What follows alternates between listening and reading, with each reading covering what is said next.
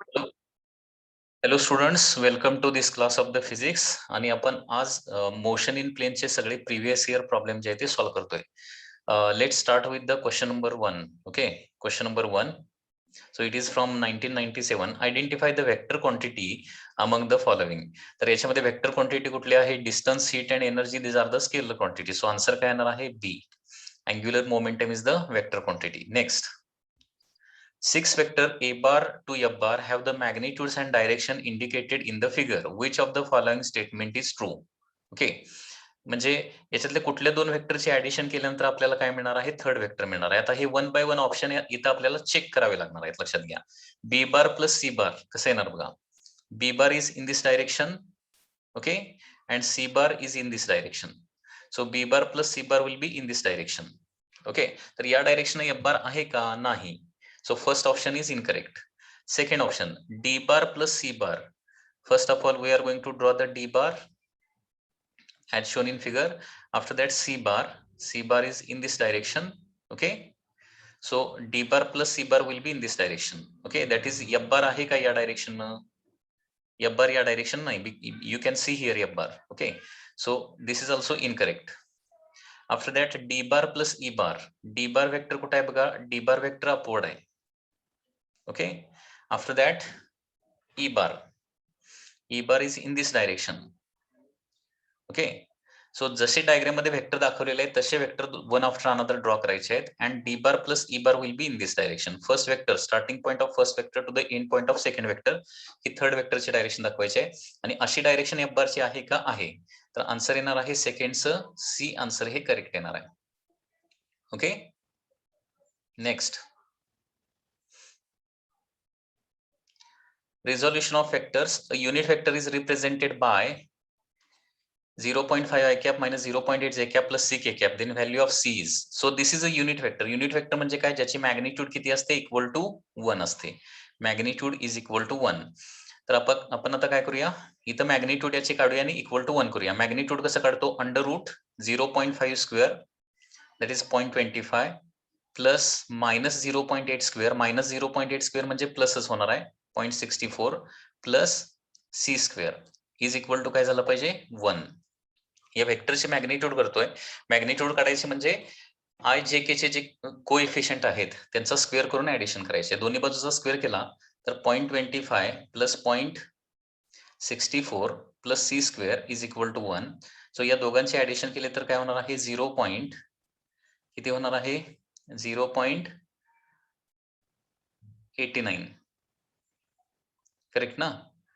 0.89 plus c square is equal to 1. So therefore c square is equal to 1 minus 0.89 and therefore it is equal to 0.11. So the value of c will be 0.11. So correct answer is B answer.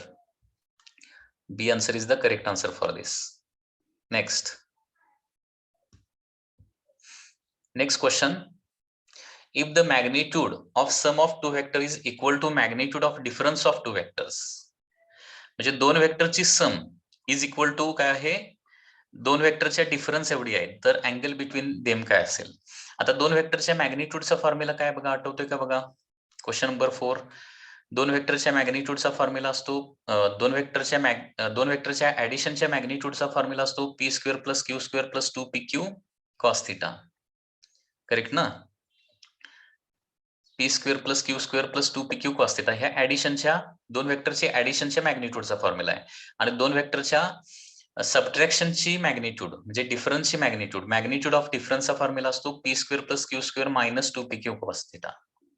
दोन vector addition करायला हा formula आहे. दोन वेक्टरचं subtraction करायला हा formula आहे. जेवढी addition आहे तेवढी सबट्रॅक्शन आहे म्हणून सांगितलंय. सो दोन्ही साईडचा स्क्वेअर केला तर काय होणार? P square plus Q square plus 2pq cos theta होणार. ओके, आणि राईट हँड साइडला P square plus Q square minus 2pq cos theta होणार. P square Q square get cancel and therefore 2pq cos theta must be equal to minus 2pq cos theta असलं पाहिजे. Okay, तर याच्यावरून आता calculation करावं लागणार. Okay, आता याच्यामध्ये बघा 2pq and 2pq get cancel. So cos theta is equal to minus cos theta. असं कुठं असते 90 डिग्रीला, कारण cos 90 ची व्हॅल्यू काय असते 0 असते. Okay, so this can happen cos theta is equal to minus cos theta. This can happen only for 90 degree. Okay, this can happen only for 90 degree. So correct answer काय येणार आहे? D answer is the correct answer. Next question number 5. Next question, किंवा हे असं पण करू शकतोय आपण, हे कॅन्सल करण्याऐवजी अनदर मेथड इज दॅट, हे असं पण करू शकतोय.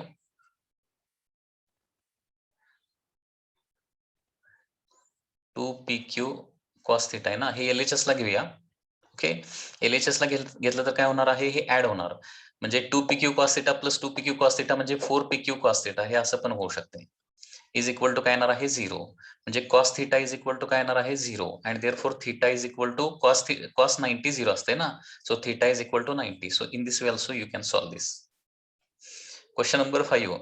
The vector a bar and b bar are such that magnitude of a bar plus b bar is equal to magnitude of a bar minus b bar. म्हणजे तोच question परत repeat आहे. म्हणजे ऍडिशनची मॅग्निट्यूड म्हणजे हा फॉर्म्युला असतो, आणि सबट्रॅक्शनची magnitude म्हणजे हा फॉर्म्युला असतो. ओके, म्हणजे ए बार प्लस बी बारची मॅग्निट्यूड आणि ए बार मायनस बी बारची मॅग्निट्यूड सेम असेल तर त्यांच्यामध्ये अँगल किती असला पाहिजे 90 degree. So 5 once again B answer. Then question number 6. Question number 6 काय दिलंय बघा, magnitude of A bar plus B bar. Magnitude of A bar plus B bar म्हणजे लक्षात येते ना, अंडर रूट, म्हणजे दोन वेक्टरच्या ऍडिशनची मॅग्निट्यूड म्हणजे A square plus B square plus काय असतं 2ab cos theta असतं. A square plus B square plus 2ab cos theta is equal to magnitude of A म्हणजे जस्ट ए लिहूया, प्लस मॅग्निट्यूड ऑफ बी म्हणजे जस्ट बी लिहूया. हे असं दिलेलं आहे. तर अँगल बिटवीन ए अँड बी काय असेल, दोन्ही साईडचा स्क्वेअर करूया, म्हणजे A square plus B square plus काय येणार आहे 2ab cos theta येणार आहे. आणि या साईडला a प्लस बी चा स्क्वेअर म्हणजे A square plus B square काय येणार आहे प्लस 2ab येणार, बरोबर आहे ना. LHS ला A square plus B square plus 2ab cos theta येणार, आणि RHS ला a प्लस बी ब्रॅकेट स्क्वेअरचा फॉर्म्युला काय असतो A square plus B square plus 2ab असतं, and therefore A square plus B square A square plus B square cancel होणार आहे. So 2ab cos theta is equal to 2ab होणार आहे. And here once again 2ab get cancel, so cos theta is equal to 1. So theta is cos theta 1 कधी असतं for 0 degree angle, cos 0 is equal to 1 असतं. So 6 नंबरचा answer येणार आहे, C answer is the correct answer. Okay, next question number 7. Next is question number 7. Next, the magnitude of vector ABC are 3, 4, 5 units respectively. A bar plus B bar is equal to C bar, then angle between A bar and B bar is. आता बघा तीन व्हेक्टरच्या magnitude 3, 4, 5 आहेत, बरोबर. म्हणजे 3, 4, 5 चा triangle तुम्हाला माहित आहे, 3, 4, 5 चा ट्रायंगल म्हणजे काय असला पाहिजे राईट अँगल ट्रायंगलच असला पाहिजे. ओके, 3, 4, 5 चा ट्रायंगल म्हणजे राईट अँगल ट्रायंगल असणार ना, म्हणजे त्याची एक साइड 3, दुसरी साइड 4 आणि तिसरी साइड 5 असली पाहिजे. ओके, 3, 4, 5 चा ट्रायंगल हा राईट अँगल ट्रायंगल असणार आहे, साइड जर 3, 4, 5 असतील तर. ओके, आता याच्यामध्ये बघा A bar plus B bar is equal to C bar दिले, म्हणजे A bar plus B bar is equal to C bar. ठीक आहे, ए बारचे मॅग्निट्यूड आहे 3 लाईक दिस, बी बारची मॅग्निट्यूड आहे 4. So this should be A bar, this should be B bar, and therefore C bar will be in this direction. A bar plus B bar म्हणजे C बार ना, असं दिलंय. म्हणजे ए बारच्या एंड पॉइंट मधून बी बार काढणार आहे, आणि त्यांचा रिझल्टंट जो असणार आहे that is C bar. Resultant कुठल्या डायरेक्शन असणार आहे, फर्स्ट वेक्टरच्या स्टार्टिंग पॉइंट पासून सेकंड वेक्टरच्या एंडिंग पॉइंट पर्यंत, that is the C bar. आता क्वेश्चन मध्ये काय विचारलंय, angle between A bar and B bar. Very simple question. A bar and B bar मधला अँगल विचारला तर बघा ए आणि बी मध्ये अँगल 90 डिग्री आहे, सो आन्सर काय येणार आहे, A answer will be there. Suppose ए बार आणि सी बार मधला अँगल विचारला तर हा अँगल येणार बघा, ए बार अँड सी बार मधला अँगल, आणि बी बार आणि सी बार मधला अँगल विचारला तर हा अँगल येणार आहे. Okay, next question number 8.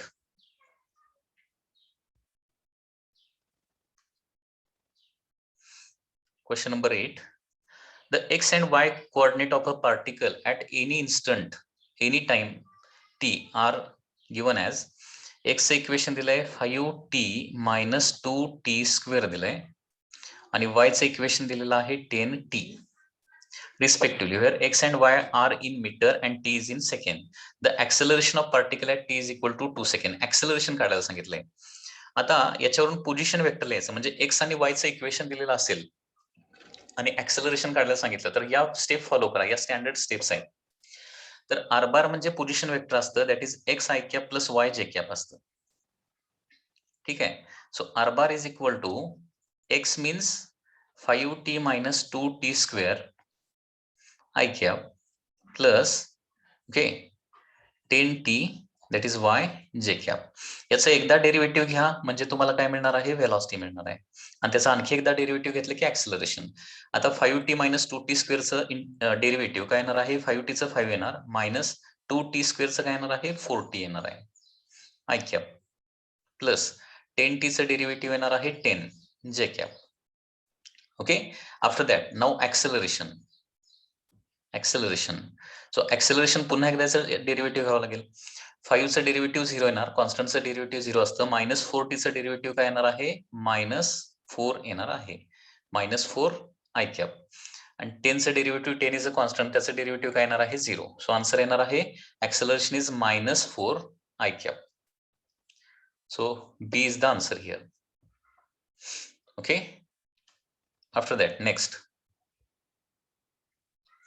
number 9. Question number 9.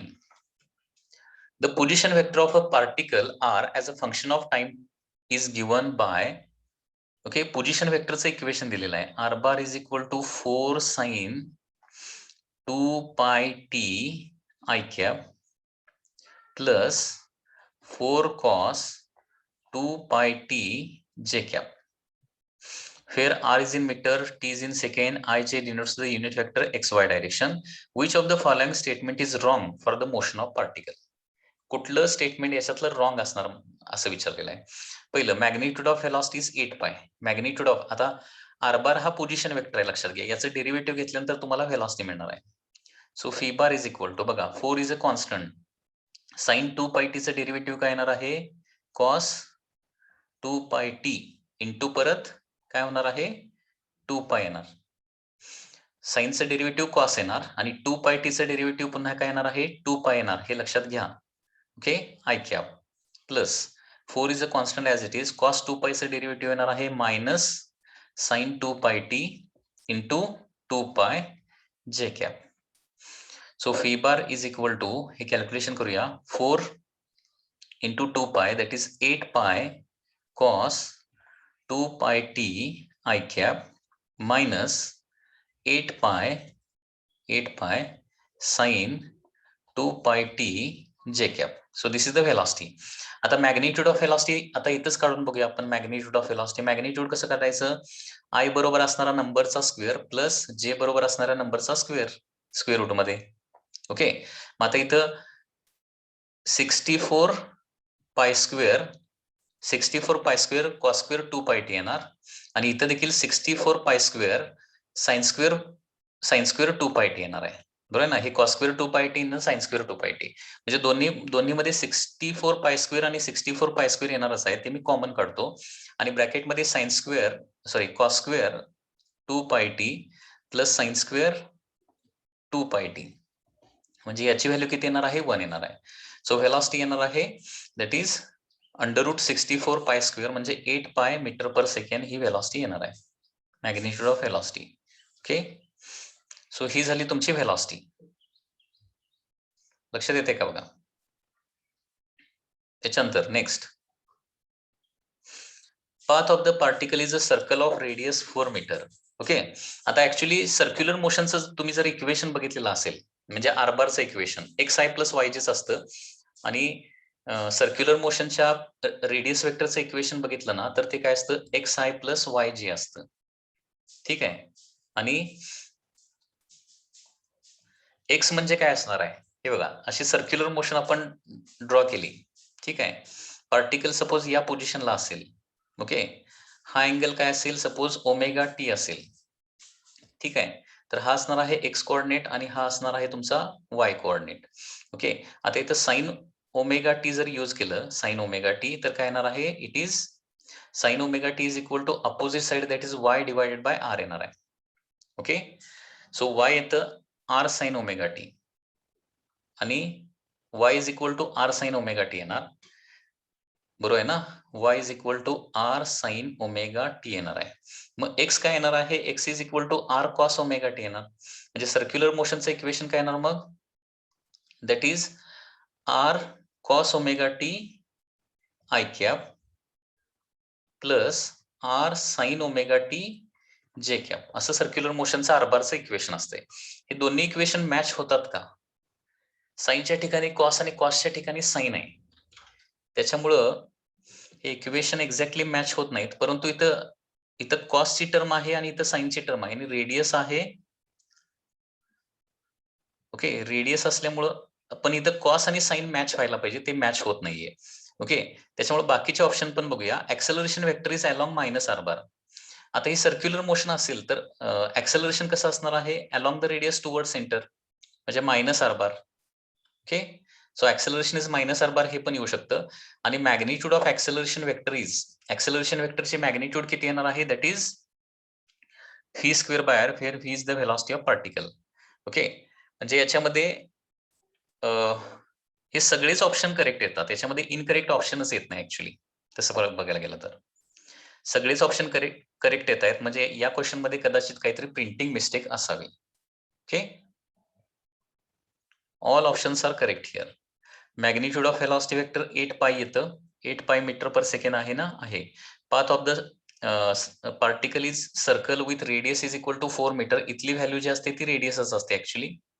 Okay, कारण सर्क्युलर मोशनचं इक्वेशन या पद्धतीने असतं, याच्यामध्ये साइन आणि कॉसच्या टर्म इंटरचेंज होऊ शकतात, काय प्रॉब्लेम नाही, लक्षात घ्या. ठीक आहे, म्हणजे इथली व्हॅल्यू म्हणजे रेडियस असते. त्याच्यानंतर नेक्स्ट आहे that is acceleration. Circular motion मध्ये ऍक्सेलरेशन कुठलं असतं, सेंट्रिपेटल ऍक्सेलरेशन असतं. आणि सेंट्रिपेटल ऍक्सेलरेशन कसं असतं, along the radius toward centre असतं, म्हणजे मायनस आर बार असतं ते डायरेक्शन. आणि त्याच्यानंतर magnitude of acceleration vector V square by R असतं, ओमेगा स्क्वेअर आर किंवा V square by R. So all options are correct here.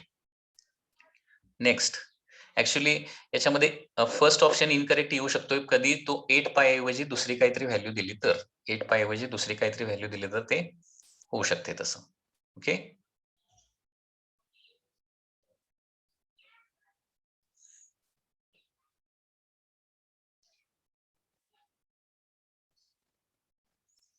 Okay students, next question number 10. Question number 10. The particle is moving such that its position coordinates x, y are 2 meter, 3 meter at time t is equal to 0, 6 meter, 7 meter at time t is equal to 2 second, and 13 meter, 14 meter at time is equal to 5 second. Average velocity from t is equal to 0 to t is equal to 5. बघा, सुरुवातीची position काय दिली आहे, सुरुवातीची position vector लिहूया, r1 बार किती आहे, 2 metre 3 metre आहे, म्हणजे 2 आय कॅप प्लस 3 जे कॅप, ते एक्स आणि वाय कोऑर्डिनेट दिलेत, लक्षात घ्या. So this is the initial position vector at time T is equal to 0 असणार आहे. त्याच्यानंतर तो कुठं जातो, 6 मीटर 7 मीटरला जातो, म्हणजे नेक्स्ट पोझिशन वेक्टर आहे that is 6 I cap 7 J cap at T is equal to 2 second. त्याच्यानंतर आहे थर्ड पोझिशन वेक्टर आहे r3 bar is equal to 13 I cap plus 14 J cap, बरोबर आहे ना. फर्स्ट 2 3, त्याच्यानंतर 6 7, त्याच्यानंतर 13 14. Okay, at T is equal to 5 second असं दिलेलं आहे. ठीक आहे, तर ऍव्हरेज व्हेलॉसिटी म्हणजे सुरुवातीला ही डिस्प्लेसमेंट S1 बार काढावी लागेल, त्याच्यानंतर इथून इथं डिस्प्लेसमेंट S2 बार काढावी लागणार आहे. Okay, average initial position to final position direct, आदली मधली काय घ्यायची गरज नाही, initial position to final position direct आपल्याला घ्यावं लागणार आहे. ऍव्हरेज व्हेलॉसिटी म्हटल्यानंतर काय करावं लागेल, आपल्याला इनिशियल पोझिशन R1 बार घेणार आणि फायनल पोझिशन काय घेणार आहे, दॅट इज R2 बार घेणार आहे, आणि याच्यावरून डायरेक्टली आपण डिस्प्लेसमेंट काढणार. डिस्प्लेसमेंट म्हणजे काय येणार आहे, फायनल पोझिशन मायनस काय असतं, initial position directly. Okay, so final position minus initial position काय होणार बघा, that is 13i minus 2i म्हणजे काय येणार आहे 11i येणार आहे. ठीक आहे. त्याच्यानंतर 14j मायनस 3j म्हणजे हे काय येणार आहे वन्स अगेन 11j येणार आहे. So this is the displacement. कारण डिस्प्लेसमेंट आपण आदल्या मधल्या पोझिशन कन्सिडरच करत नाही डिस्प्लेसमेंटसाठी, इनिशियल आणि फायनल पोझिशनच कन्सिडर करतोय. त्याच्यामुळे डिस्प्लेसमेंट वेक्टर म्हणजे डायरेक्टली फायनल पोझिशन मायनस काय करावं लागणार आहे initial position. That is S bar is equal to R3 bar minus काय करावं लागणार आहे R2 बार करावं लागणार आहे. Okay. So that is 13i minus 2i 14j minus 3j असं ते होणार आहे. ओके. ही झाली displacement and average velocity is nothing but total displacement divided by the total time. So total displacement 11i plus 11j divided by time is 5 seconds. 0 to 5 second मधली म्हणजे याच्यामधले 11 common येईल divided by time 5 होणार आहे, i plus j होणार आहे. So correct answer will B D answer. D answer is the correct answer here. Okay. Next question number 11. A body is moving with velocity 30 meter per second towards east. बघा आता east north या पद्धतीच्या motion जर दिलेले असतील तर नेहमी काय करायचं बघा, हे साइन कन्व्हेन्शन वापरायचं आहे. ईस्टला प्लस आय कॅप घ्यायचा आहे, वेस्टला मायनस आय कॅप घ्यायचा आहे. ओके. नॉर्थला प्लस जे कॅप घ्यायचा आहे आणि साऊथला मायनस जे कॅप घ्यायचं आहे. आता बघा body is moving with velocity 30 meter per second towards east म्हणजे इनिशियल व्हेलॉसिटी दिली आहे 30 टुवर्ड्स ईस्ट म्हणजे I cap. So this is question number 11. After 10 second, time दिलेला आहे 10 second. After 10 second, the velocity become, final velocity become 40 meter per second towards north म्हणजे 40 जे cap होणार आहे. तर average acceleration is final velocity minus initial velocity divided by येणार आहे time. So final velocity that is 40 j cap minus initial velocity that is 30 I cap divided by time is 10 seconds. So acceleration येणार आहे that is 4j minus 3i 10 ने divide केलं. Okay. So 4j minus 3i याची magnitude काढली तर किती येणार आहे 5 येणार आहे magnitude. Magnitude will be equal to 5. Okay. So याची मॅग्निट्यूड कसं काढायचं, under root 4 square plus minus 3 चा स्क्वेअर, मायनस 3 चा square, 4 square plus minus 3 square म्हणजे काय येणार आहे 16 plus 9 that is root 25. Root 25 म्हणजे आन्सर काय येणार आहे D answer is the correct answer.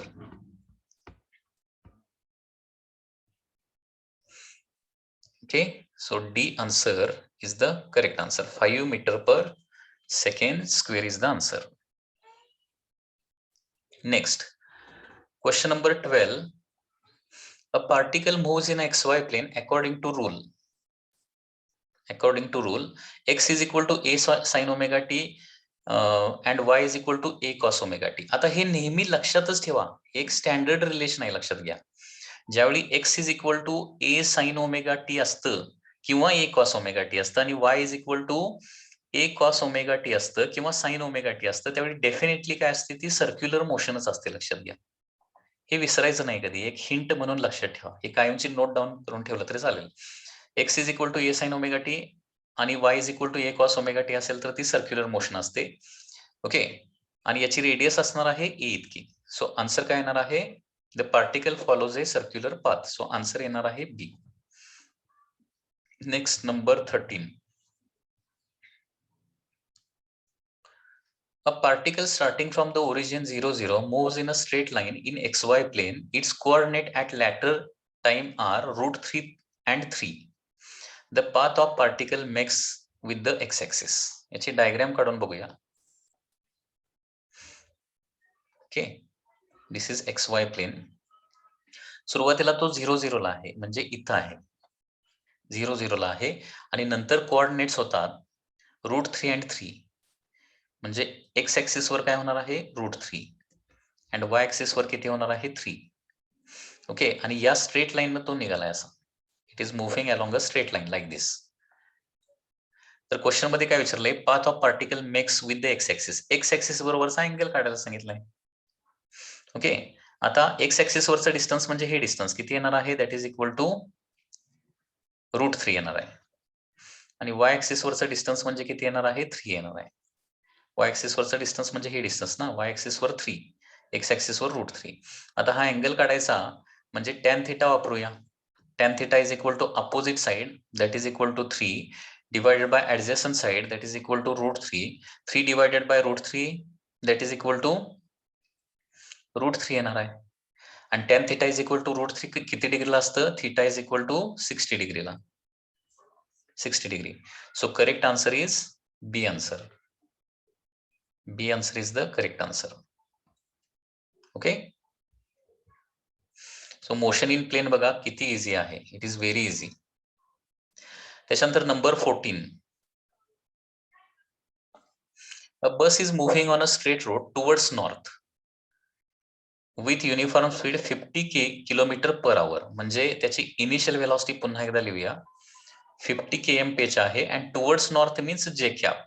Motion in plane north south direction वगैरे सगळ्या डायरेक्शन आल्या की आयकॅप जे कॅप वापरायला विसरायचं नाही. Then it turns left through 90 degree. म्हणजे फायनल व्हेलॉसिटी येणार आहे. Then it turns left through 90 degree. आता नॉर्थला जाते आणि लेफ्ट टर्न घेतला म्हणजे कुणीकडे जाणार? सपोज तुम्ही नॉर्थला निघालाय आणि तुम्ही लेफ्ट टर्न घेतला म्हणजे कुणीकडे जाणार? You are moving towards west. आणि वेस्टला काय येणार आहे? मायनस आयकॅप डायरेक्शन येणार आहे. Minus I cap. If the speed remains same, speed तेवढंच राहिलंय 50 km/h. डायरेक्शन होणार आहे वेस्ट. बरोबर आहे ना? North means plus J cap and west means minus I cap. लक्षात घ्या. If speed remains unchanged after turning, म्हणजे सुरुवातीचं स्पीड 50 आहे, नंतरचं स्पीड 50 आहे, फक्त डायरेक्शन चेंज झाली इथं. The increase in velocity of bus in the turning process. Increase in velocity म्हणजे चेंज इन व्हेलॉसिटी काढायचं आहे. That is final velocity minus initial velocity. Okay, so final velocity is minus 50 I cap minus initial velocity is 50 J cap. So this much is the change in velocity in vector form. आता याची magnitude, change in वेलॉसिटीची magnitude काढायची असेल तर under route -50 square. -50 square म्हणजे काय होणार आहे? 2500 plus -50 square म्हणजे काय होणार आहे? 2500. म्हणजे रूट मध्ये काय येणार आहे? 2 टाइम्स 2500 येणार आहे. म्हणजे 50√2 येणार आहे. √2 ची व्हॅल्यू किती असते? 1.414 म्हणजे 14 5 are 70 म्हणजे हे 70.7 km/h आन्सर येणार आहे. kmph. ओके. आणि याची डायरेक्शन बघा. Direction is minus I cap and minus J cap. Change in व्हेलॉसिटीची डायरेक्शन बघा. चेंज इन व्हेलॉसिटीची डायरेक्शन काय येणार? Minus I cap minus J cap. Minus I cap means west and minus J cap means south. West south अशी direction येणार आहे. इथं direction देखील आपल्याला कळते. तो आन्सर काय येणार आहे बघा? आन्सर येणार आहे ए.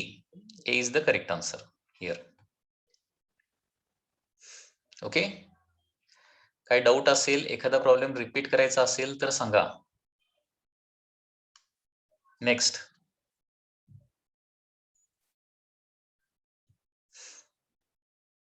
Next question.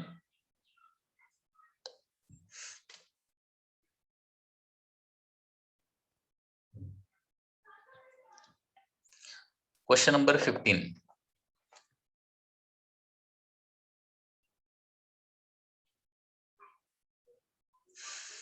When an object is shot from the bottom of a long smooth inclined plane at an angle 60 degree with the horizontal, it can travel a distance x1 along the plane. But when inclination is decreased to 30 degree and the same object is shot with the same velocity, then it can travel distance x2, then x1, s2, x2. Question मध्ये काय दिलंय बघा. There is an inclined plane like this. याचा angle काहीतरी theta आहे. आणि या incline प्लेनवर काय करणार आहे आपण? एक ऑब्जेक्ट शॉर्ट करणार आहे वर. आता या ऑब्जेक्ट, इथं ऑब्जेक्ट सपोज असेल तर याला खाली उडणारा फोर्स किती असणार आहे? mg sin theta. हे माहिती आहे तुम्हाला. The force which is acting along the plane. Okay. mg sin theta downward असतो. म्हणजे ऍक्सेलरेशन डाऊन द प्लेन म्हणजे डाऊनवर्ड ऍक्सेलरेशन किती असणार आहे? mg sin theta divided by m. म्हणजे ऍक्सेलरेशन असणार आहे डाऊन द प्लेन असणार आहे जी साइन थिटा. म्हणजे वर जाणाऱ्या ऑब्जेक्ट साठी हे काय असणार आहे? रिटार्डेशन असणार आहे. ठीक आहे. आता एखादा ऑब्जेक्ट काय केला आपण एका सर्टन व्हेलॉसिटीनं वर काय केला प्रोजेक्ट केला तर किती डिस्टन्सला जाऊन थांबणार. बघा किती सिंपल कन्सेप्ट आहे. बघा this is like a stopping distance म्हणजे हे जी साइन थिटा म्हणजे काय असणार आहे it is like a brake. G sine theta काय असणार आहे it is like a brake for that velocity. आणि या जी साइन थिटामुळे हे जी साइन थिटा डाऊनवर्ड आहे व्हेलॉसिटी अपवर्ड आहे. या जी साइन थिटामुळे व्हेलॉसिटी कमी कमी होत जाणार आणि ते फायनली जाऊन थांबणार आहे. That is the stopping distance. Stopping डिस्टन्सची कन्सेप्ट. स्टॉपिंग डिस्टन्सचा फॉर्म्युला आठवतोय का u square by 2 times retardation. आठवते का म्हणजे एक बॉडी यू व्हेलॉसनं ट्रॅव्हल करत असेल त्याला रिटार्डेशन ए असेल तर स्टॉपिंग डिस्टन्स एवढं असतं. म्हणजे या केसमध्ये स्टॉपिंग डिस्टन्स होणार आहे that is equal to U square by 2g sine theta. This is the formula. आता इथं काय केलेलं आहे एकदा 60 डिग्रीला त्याच व्हेलॉसनं प्रोजेक्ट केलंय आणि त्याच्यानंतर 30 डिग्रीला प्रोजेक्ट केलंय. ठीक आहे. आता यस आणि थिटा मध्ये रिलेशन काय येणार आहे S is inversely proportional to sine theta येणार आहे. कारण त्याच व्हेलॉसनं प्रोजेक्ट होणार आहे जी ची व्हॅल्यू तर काय चेंज होणार नाही फक्त अँगल चेंज केलाय. सो आपण इथे लिहू शकतो की S1 by S2 is equal to sine theta 2 divided by sine theta 1. This is the stopping distance म्हणजे किती डिस्टन्स जाऊन तो थांबणार आहे. ओके सुरुवातीचं स्टॉपिंग डिस्टन्स आहे x1 नंतरचं स्टॉपिंग डिस्टन्स आहे x2. साइन थिटा 2 म्हणजे नंतरचा अँगल किती आहे 30 डिग्री आहे आणि सुरुवातीचा अँगल किती आहे 60 डिग्री आहे. So x1 by x2 is equal to sin 30 that is 1 by 2 sin 60 is root 3 by 2. So answer येणार आहे that is 1 by root 3. म्हणजे थोडक्यात हा प्रॉब्लेम तसं बघायला गेलं तर 1D चाच प्रॉब्लेम आहे असं आपण म्हणू शकतो. व्हेरी सिंपल 1D चा प्रॉब्लेम आहे. स्टॉपिंग डिस्टन्स लक्षात घ्या एखादं व्हेकल यू व्हेलॉसनं जात असेल तर किती डिस्टन्सला जाऊन थांबतं यू स्क्वेअर बाय 2a. फिर a is the retardation applied to the body. तसं इन्क्लाइन प्लेन वरून बॉडी वर प्रोजेक्ट केली तर त्याला रिटार्डेशन किती असणार आहे जी साइन थिटा एवढा असणार. फक्त एच्या ठिकाणी जी साइन थिटा ठेवलं म्हणजे वर जाऊन किती डिस्टन्सला थांबणार अलॉंग द प्लेन हे या फॉर्म्युल्याने येणार. Next particle has initial velocity 2i plus 3j and acceleration 0.3i plus 2j magnitude of velocity after 10 second. Initial velocity दिली आहे ऍक्सेलरेशन दिले आणि फायनल व्हेलॉसिटी काढायला सांगितली आहे. Very simple question. First kinematic equation use करूया v is equal to u plus a t. फक्त vector form मध्ये सगळं लिहायचं आहे. V is equal to u plus a t. So v is equal to initial velocity किती आहे 3i plus 4j.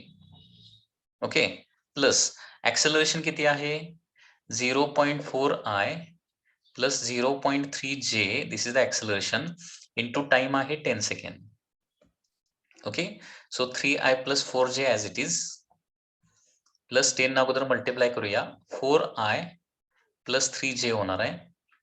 So it will be 3i plus 4i I ची addition 7i जे ची ऍडिशन काय होणार आहे 7j होणार आहे. So final velocity is 7i plus 7j. आता याचं मॅग्निट्यूड परत विचारले स्पीड विचारलंय. So under root 7 square 49 7 square 49 that is under root 2 times 49 that is equal to velocity is 7 root 2. So correct answer is B answer. Okay, next. A man is slipping on a frictionless inclined plane and a bag falls down from the same height.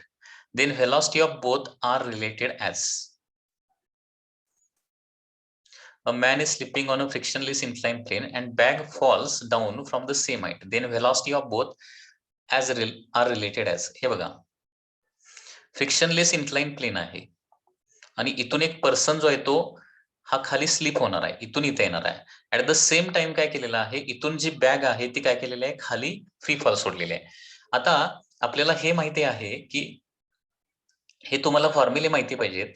Smooth inclined surface असेल तर खाली येण्यासाठी smooth inclined plain असेल लक्षात घ्या तर इथून H height मधून खाली आलं ओके जे इनिशियल पॉइंट आणि फायनल पॉइंट यांच्यामध्ये काय असेल हाईट एच असेल तर इथं आल्यानंतर व्हेलॉसिटी अंडर रूट 2gh होती आणि फ्रीली फॉलिंग बॉडीची सरळ वरून खाली एच हाईट मधून पडली तरी व्हेलॉसिटी अंडर रूट 2gh येते.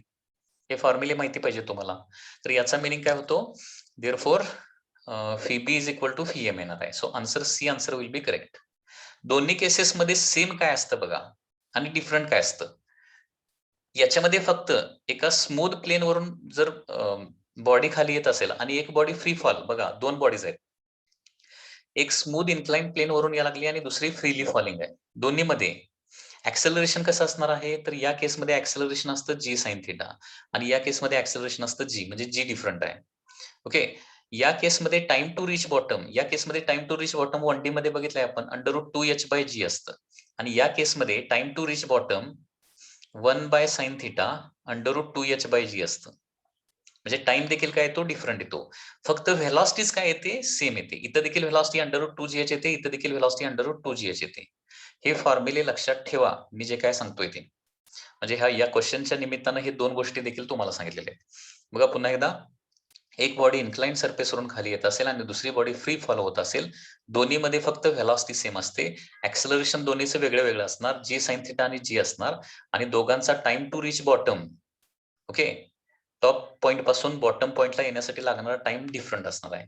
इन्क्लाइन प्लेनवर असतो 1/sin थिटा √2h/g आणि फ्रीली फॉलिंग बॉडीचा तो आपण 1D मध्ये बघितलेलाच आहे, √2h/g. ओके ना. Next question number 19. Question number 19. This is the problem of, I think, river boat. Question number 19. The speed of swimmer in a still water is 20 meter per second. स्विमरचं speed म्हणजे बोटचं speed 20 metre per second. Speed of river म्हणजे वॉटरचं speed 10 metre per second. And it is flowing due east, म्हणजे river जी आहे ती towards east flow लागली. सपोज ही इकडे ईस्ट आहे. Okay, water is flowing in this direction. Okay, and is flowing due east if he is standing on the south bank. म्हणजे इकडे सपोज साऊथ आहे, इकडे नॉर्थ आहे, इकडे वेस्ट आहे. Person is the swimmer is किंवा boat is standing on the south bank. South बँकवर का आहे, साऊथ बँकवर तो स्विमर आहे. Wishes to cross the river along shortest path. Shortest पाथनं जायचं आहे म्हणजे सरळ पुढे जाऊन इथं पोहोचायचं आहे, एक्झॅक्टली अपोजिट पाथला पोहोचायचं, कारण this is only the shortest path. तिरकं गेलं तर पाथ काय होणार आहे, वाढणार आहे. The angle with which he should strokes with respect to north, with respect to north ते किती डिग्रीमध्ये तो स्विम केला पाहिजे. आता आपण हे रिव्हर बोट प्रॉब्लेम मध्ये बघितलंय बघा. एक्झॅक्टली अपोजिटला जायचं असेल, शॉर्टेस्ट पाथनं जायचं असेल तर बोटची डायरेक्शन अशी ठेवावी लागते. आणि हा जो अँगल आहे ना, ओके, म्हणजे लक्षात येते का बघा, अपोजिटला पोहोचायचं असेल तर सरळ पोहून चालत नाही. लक्षात घ्या, थोडस वर सर्टन अँगलला. आणि हा अँगलचा फॉर्म्युला असतो sine theta is equal to FW/VB. लक्षात ठेवा नेहमी, शॉर्टेस्ट पाथनं पलीकडे जायचं असेल तर sine theta is equal to formula असतो FW/VB. So sine theta is equal to FW किती दिलेला आहे 10 आणि FB किती दिलेला आहे 20, that is equal to 1/2. So sine theta is equal to half येणार, म्हणजे theta is equal to 30 degree with north towards west, west कडं 30 डिग्री वेस्ट. सो आन्सर काय येणार आहे याचं, बी येणार आहे. B is the answer. Okay, B is the answer. Next. Question number 20.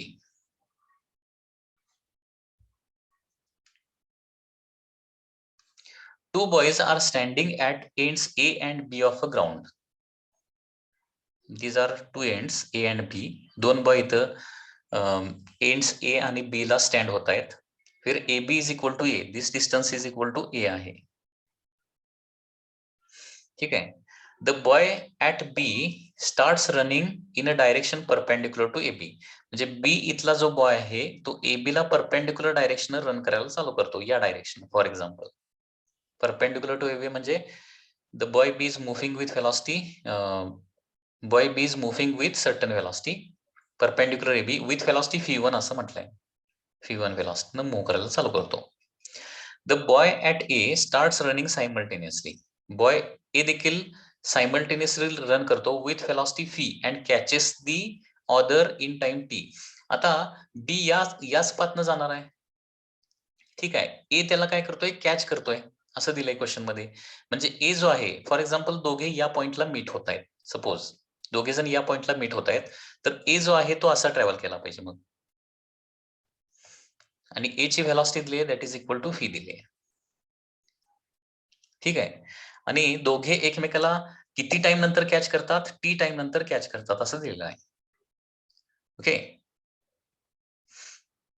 फिर टी इज इक्वल टू, हा T काढायला सांगितलंय. क्वेश्चन लक्षात आलं का बघा? याच्यामध्ये काय दिलंय, there are two boys which are standing at A and B. A आणि बी मधला डिस्टन्स आहे स्मॉल ए. त्याच्यानंतर काय दिलेलं आहे, बी या ठिकाणचा बॉय F1 व्हेलॉसिटीनं ए बी ला परपेंडिक्युलर डायरेक्शन म्हणजे फॉर एक्झाम्पल अपवर्ड निघाला आणि ए देखील रन करायला चालू करतो आणि फायनली टी टाइम नंतर एकमेकाला मीट करतात. म्हणजे बी च्या पाथवरच ते एकमेकाला मीट करत असले पाहिजे, म्हणजे ए ची डायरेक्शन ही अशी काहीतरी असली पाहिजे. आता टी टाइम मध्ये बी न ट्रॅव्हल केलेलं डिस्टन्स म्हणजे काय असतं, स्पीड इंटू टाइम असतं. स्पीड इंटू टाइम ना, distance is equal to speed into time. Okay, so आता बी न ट्रॅव्हल केलेलं डिस्टन्स असणार आहे F1t, म्हणजे हे एवढं डिस्टन्स असणार आहे F1t, बरोबर आहे ना. ए न ट्रॅव्हल केलेलं डिस्टन्स असणार F इंटू टी, म्हणजे एवढं डिस्टन्स असणार आहे F इंटू टी. आणि ही साईड आहे ए, हे डिस्टन्स आहे ए. इथे डायरेक्टली आपण पायथागोरस थेरम यूज करू शकतो. We can use the Pythagoras theorem. So hypotenuse square, that is phi square t square is equal to a square plus F1 square t square. आता t काढायचं म्हटल्यावर t च्या term एका साईडला घ्याव्या लागतील. So phi square t square minus F1 square t square is equal to a square, and therefore phi square in bracket, sorry, t square common काढूया. t square common काढलं तर काय येणार आहे, phi square minus F1 square is equal to a square. So t is equal to under root येणार आहे a square divided by phi square minus F1 square. So time येणार आहे under root a square upon phi square minus F1 square. So last answer is the correct answer. D answer is the correct answer. Next, the width of river is 1 kilometer. The width of river is 1 kilometer and the velocity of boat is 5 kilometer per hour. The boat covers the width of river in a shortest time 15 minutes. Then velocity of river stream is, बघा 21 मध्ये काय दिलंय, there is a river like this. It has a width of 1 kilometer and velocity of boat is 5 kilometer per hour. The boat covers the width of river in shortest time of 15 minutes. म्हणजे हे पलीकडे जायला, okay, आता तो exactly अपोजिटला जातोय का नाही ते सांगितलेलं नाहीये. तर अपोजिटला जायला लागणारा जो टाइम दिलेला आहे तो 15 मिनिट्स दिलेला आहे, 15 minutes. Then velocity of river stream किती असणार आहे, रिव्हर स्ट्रीमची व्हेलॉसिटी. आता 15 मिनिट मध्ये 1 किलोमीटर डिस्टन्स जर ट्रॅव्हल करायचा असेल तर व्हेलॉसिटी किती असली पाहिजे, तर resultant velocity of boat should be equal to असलं पाहिजे 1 किलोमीटर डिवाइडेड बाय 15 मिनिट्स म्हणजे 1/4 आवर. EMPH मध्ये आन्सर काढतो, म्हणजे रिझल्टंट व्हेलॉसिटी ऑफ बोट असली पाहिजे 4 kmph. रिझल्टंट व्हेलॉसिटी ऑफ बोट काय असली पाहिजे, 4 kmph असली पाहिजे, बरोबर आहे ना. कारण 15 मिनिट मध्ये 1 किलोमीटर डिस्टन्स ट्रॅव्हल करायचं आहे, त्याच्यामुळं हे 4 kmph ही काय असणार आहे, resultant velocity of boat in this direction असली पाहिजे. म्हणजे या डायरेक्शनची व्हेलॉसिटी झाली 4 kmph. ओके, बोटची टोटल व्हेलॉसिटी आहे 5 kmph. ओके, म्हणजे याचा अर्थ रिव्हरची व्हेलॉसिटी किती असली पाहिजे, कारण बोट कुठल्याही डायरेक्शन दिली जाऊ शकते, बरोबर आहे ना. म्हणजे आता हे 5 येण्यासाठी म्हणजे बघा इथं कसं होणार मग कॅल्क्युलेशन, म्हणजे याच्यामध्ये व्हेलॉसिटी ऑफ स्ट्रीम किती असलं पाहिजे, हे बघा बोटची व्हेलॉसिटी 5 kmph आहे, बोटची resultant velocity to cross the river असणार आहे 4 kmph. म्हणजे एक व्हेलॉसिटी 4 दुसरी व्हेलॉसिटी 5 असेल तर मग तिसरी व्हेलॉसिटी किती असली पाहिजे, the velocity of river stream किती असलं पाहिजे, velocity of river stream that is equal to, एक तर इथं √41 येणार किंवा 4 kmph येणार आहे, कुठला आन्सर येईल.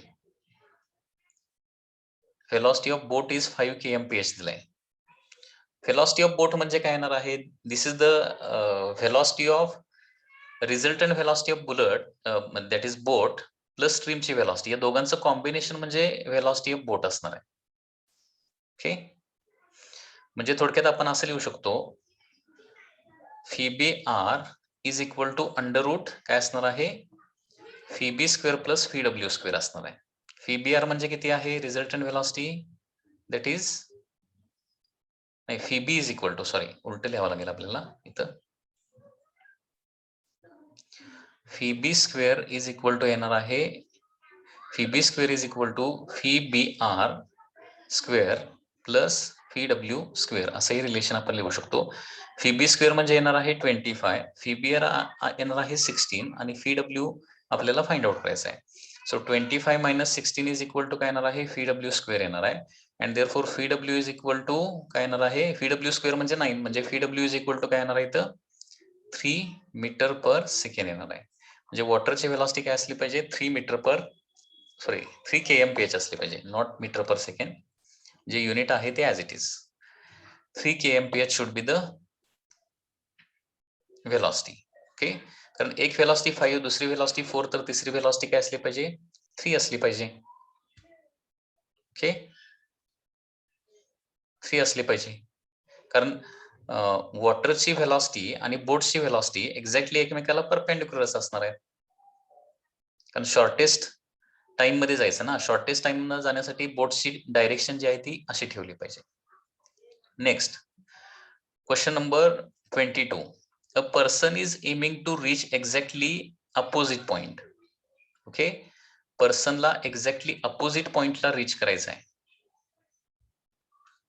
Okay, exactly opposite point on the bank of stream is swimming with the speed of 0.5 meter per second at an angle 120 degree with the direction of flow of water. The speed of water in the stream is 22 number question मध्ये काय दिलंय बघा. This is the river. Person is aiming to reach exactly opposite point on the bank of the stream, is swimming with the speed of 0.5 meter per second at an angle 120 degree with the direction of flow. Direction of flow असा आहे ना, याच्या बरोबर 90 degree म्हणजे इथे येणार, 120 degree म्हणजे हा असा अँगल येणार आहे, म्हणजे टोटल 120 म्हणजे हा अँगल येणार आहे 30 डिग्री, कारण हा टोटल किती व्हायला पाहिजे, 120 डिग्री अँगल व्हायला पाहिजे, बरोबर आहे ना. सो पर्सनची व्हेलॉसिटी म्हणजे बोटची व्हेलॉसिटी अशी असली पाहिजे. ठीक आहे, आणि velocity of speed of boat किती दिलेला आहे, म्हणजे that person that is 0.5 metre per second दिलेला आहे. The speed of water in the stream. आता एक्झॅक्टली अपोजिटला पोहोचायचं असेल तर आपण मगाशीच एक क्वेश्चन सोडवलेला आहे. पर्सनला एक्झॅक्टली अपोजिटला जाऊन पोहोचायचं असेल तर काय करावं लागतं, डायरेक्शन अशी थोडीशी तिरकी अपवर्ड ठेवावी लागते, आणि त्या डायरेक्शनचा अँगल काय असतो, sine theta is equal to काय असतं, V W by V B असतं. ओके, सो इथे येणार आहे sine 30 is equal to V W find out करायचं आहे, अँड फी बी दिलेला आहे, fee B is equal to दिलेला आहे 0.5. So sine 30 is equal to 1/2 into 0.5 is equal to velocity of water येणार आहे. तर या पद्धतीने व्हेलॉसिटी ऑफ वॉटर येणार आहे हाफ ऑफ 0.5, म्हणजे आन्सर काय येणार आहे, that is 0.25. So A answer is the correct answer. A answer is the correct answer. Okay, next question number 23. The two particles A and B are connected by a rigid rod AB. The rod slides along perpendicular rails as shown there. The velocity of A to the left is 10 meter per second. The velocity of B when angle alpha is equal to 60 degree. हा question खूपच easy आहे, लक्षात घ्या, याची concept लक्षात घ्या कशी येणार आहे. बघा, ए जो आहे तो काय होतोय, ए किती व्हेलॉसिटीने निघालेला आहे, 10 मीटर पर सेकंड न टुवर्ड्स लेफ्ट निघालेला आहे. हा अँगल आहे अल्फा. हा अँगल अल्फा असेल तर हा अँगल किती येणार आहे, 90 मायनस अल्फा येणार, because this is a 90 degree angle. ठीक आहे, आता ज्यावेळी हा जो रॉड एबी आहे, दिस रॉड एबी जो आहे तो रिजिड रॉड आहे, म्हणजे तो अजिबात मध्ये बेंड वगैरे होत नाही. त्याच्यामुळे बी एंड ज्यावेळी इनवर्ड मूव्ह करणार आहे त्यावेळी ए एंड जे आहे ते काय होणार आहे, वर ट्रॅव्हल करणार आहे. किती व्हेलॉसिटीनं, व्ही ए व्हेलॉसिटीनं. ठीक आहे, आता काय करायचं, इथं 10 मीटर पर सेकंडची 10 मीटर पर सेकंडचा इकडचा कंपाऊंड काढा. 10 मीटर पर सेकंडचा इकडचा कंपाऊंड काय येणार आहे? दॅट इज 10 कॉस अल्फा येणार आहे. त्याच पद्धतीनं फिएचा रॉडच्या डायरेक्शन कंपाऊंड काढा, हा कंपोनंट. आता हा अँगल 90 मायनस अल्फा असेल तर हा पण काय होणार आहे? 90 मायनस अल्फा होणार आणि इकडचा कंपाऊंड येणार आहे फी ए कॉस ऑफ, कारण फी एचा कंपाऊंड काढणार आहे या डायरेक्शन आपण. थीटाच्या डायरेक्शनचा कंपाऊंड काय असतो? कॉस कंपाऊंड असतो. Fee a cos of 90 minus alpha येणार आहे. आता बघा, हा रॉड जो आहे तो रिजिड बॉडी आहे, म्हणजे तो कॉम्प्रेस पण, म्हणजे त्याची लेंथ कमी पण होत नाही किंवा लेंथ वाढत पण नाहीये. ज्या अर्थी त्याची लेंथ कमी पण होत नाही किंवा वाढत पण नाही, त्या अर्थी काय असलं पाहिजे? या दोन्ही व्हेलॉसिटी ज्या आहेत त्या सेम असल्या पाहिजे. म्हणजे कुठली? 10 कॉस अल्फा आणि fee a cos of 90 minus alpha, म्हणजे रॉडच्या डायरेक्शन असणाऱ्या दोन्ही व्हेलॉसिटी, म्हणजे ही व्हेलॉसिटी आणि ही व्हेलॉसिटी काय असली पाहिजे? सेमच असली पाहिजे. या दोघांच्या व्हेलॉसिटी जर डिफरंट असतील तर तो एक तर रॉड कॉम्प्रेस तरी होणार किंवा इलॉंगेट तरी होणार. म्हणजे लक्षात घ्या, या टाईपचा प्रॉब्लेम आला तर काय करायचं? रॉडच्या डायरेक्शननं व्हेलॉसिटीचे कंपाऊंड काढायचे आणि हे दोन्ही कंपाऊंड इक्वेट करायचे. म्हणजे ए पॉइंटचा कंपाऊंड काय येणार आहे? V a cos of 90 minus alpha is equal to काय येणार आहे? 10 कॉस अल्फा येणार आहे. Now v a cos of 90 minus alpha is equal to sine alpha is equal to 10 cos alpha येणार आहे. अँड देअरफॉर अल्फाची व्हॅल्यू दिली ना, so fee A is equal to 10 cos alpha by sine alpha येणार. Cos alpha by sine alpha म्हणजे, किंवा इथं values place करूया आपण, that will be better. Okay, fee a value काढायची आहे. साइन ऑफ 60, साइन ऑफ 60 म्हणजे काय असतं? √3/2 असतं. 10 कॉस ऑफ 60 म्हणजे काय असणार आहे? 1/2. Here 2 and 2 get cancel, so fee A is equal to काय येणार आहे? 10 डिवाइडेड बाय √3 येणार आहे. 10 डिवाइडेड बाय √3 म्हणजे 10 डिवाइडेड बाय 1/√3 ची व्हॅल्यू माहिती आहे ना? 0.5732 काहीतरी असते. 1/√3 ची व्हॅल्यू, 1/√3 ची व्हॅल्यू म्हणतोय मी. ओके, आणि हे कॅल्क्युलेशन केलं तर मग किती येणार आहे? 5.7 च्या आसपास काहीतरी येणार आहे, म्हणजे 5.8 च्या आसपास येणार. सो आन्सर काय येणार आहे? C answer will be the correct answer. C answer will be the correct answer. म्हणजे हा एक खूप इम्पॉर्टंट प्रॉब्लेम आहे बघा, जो आपण लक्षात घ्या. हा ऍक्च्युली 2D मध्ये हा प्रॉब्लेम येतो, लक्षात घ्या. 2D मध्येच हा प्रॉब्लेम येतो. ठीक आहे, तर पुन्हा एकदा सांगतोय, अशा प्रकारे लॅडरचा प्रॉब्लेम आला, लक्षात घ्या. पुन्हा एकदा जस्ट रिव्हिजन करतो. अशा प्रकारे एक रिजिड रॉड असेल, म्हणजे त्याची लेंथ कमी किंवा जास्त होत नाही. हे एंड ए व्हेलॉसिटीनं, ए जे एंड आहे ते व्हीए व्हेलॉसिटीनं राईटला निघालं, तर हे काय होणार आहे? एंड खाली सरकणार. किती व्हेलॉसिटीनं? बी व्हेलॉसिटीनं खाली सरकणार. फक्त तुम्हाला काय करायचं आहे? व्हीएचा या डायरेक्शनचा कंपाऊंड काढायचा. हा सपोज अँगल थीटा असेल तर काय येणार आहे? व्हीए कॉस थीटा येणार आहे. आणि तसा फीबीचा देखील रॉडच्या डायरेक्शन, म्हणजे दोन्ही कंपाऊंड रॉडच्या डायरेक्शन, हा अँगल सपोज बीटा असेल तर काय येणार आहे? फीबी कॉस बीटा येणार आहे. आणि हे दोन्ही कंपोनंट म्हणजे रॉडच्या डायरेक्शन असणारे दोन्ही कंपाऊंड फक्त इक्वेट करायचे, म्हणजे व्हीए वरून फीबी किंवा व्हीबी वरून व्हीए येते. So VA cos theta is equal to काय येणार आहे? व्हीबी कॉस बीटा येणार आहे. So in this way, such type of problem can be solved. Next, question number 24. Question number 24. A boat is sent across the river with the velocity 8 kmph. म्हणजे velocity of boat दिलेला आहे 8 kmph. If resultant velocity of boat is, resultant velocity of the boat दिलेली आहे 10 kmph. Then velocity of river. आता इथं एक word आहे बघा, अक्रॉस द रिव्हर म्हणजे परपेंडिक्युलर टू रिव्हर, म्हणजे हे फी डब्ल्यू असं आहे आणि फी बी असं आहे, हे एकमेकाला परपेंडिक्युलर आहेत. देन व्हेलॉसिटी ऑफ, आता रिझल्टंट व्हेलॉसिटी म्हणजे काय येणार इथं? Resultant velocity of boat is equal to under root V B square plus fee W square. म्हणजे दोन व्हेलॉसिटी परपेंडिक्युलर असतील तर रिझल्टंट व्हेलॉसिटी म्हणजे पायथागोरस थेरमच यूज करावा लागतो. आणि ही दिले 10 अंडर रूट फी बी स्क्वेअर आहे 64 plus fee W find out करायचं आहे. सो दोन्ही साइडचा स्क्वेअर केला तर काय येणार आहे? 100 is equal to 64 plus fee W square येणार आहे. And therefore fee W square is equal to 36 and therefore fee W is equal to असलं पाहिजे 6 kmph. सो आन्सर याचा येणार आहे B. Answer is the correct answer. So this is the question number 24. Next, question number 25. Question number 25. A projectile is fired from the surface of Earth with the velocity 5 meter per second at an angle theta with the horizontal. म्हणजे velocity of projection दिली आहे 5 metre per second आणि angle दिलाय theta. Another projectile is fired from another planet. This is on the Earth. म्हणजे ही जी information दिली आहे this is related to earth आहे. And another projectile is fired on the another planet with the velocity.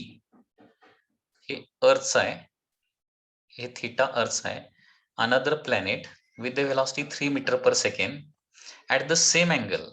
Angle सेमच आहे. Angle on planet is once again theta. Follows a trajectory which is identical to the trajectory of projectile fired from the earth. म्हणजे इथं question मध्ये काय दिलंय, दोन्हीच्या trajectory सेमच आहे. Both have same trajectory. Same trajectory.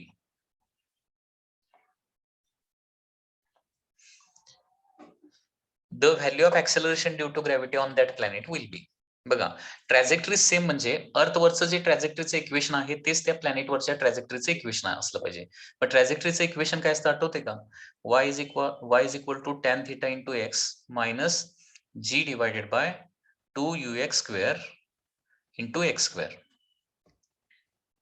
Okay, म्हणजे अर्थवरचं इक्वेशन होणार आहे y is equal to अर्थवरचा अँगल थीटाच आहे into x as it is minus g on the earth is 9.8 divided by 2 ux square म्हणजे u square cos square theta into x square. हे झालं अर्थचं इक्वेशन. आणि त्या प्लॅनेट वरचं इक्वेशन येणार आहे, तिथं अँगल ऑफ प्रोजेक्शन tan थीटाच आहे, म्हणजे थीटाच आहे, सेम आहे, इंटू त्या प्लॅनेट वरचं acceleration due to gravity divided by 2.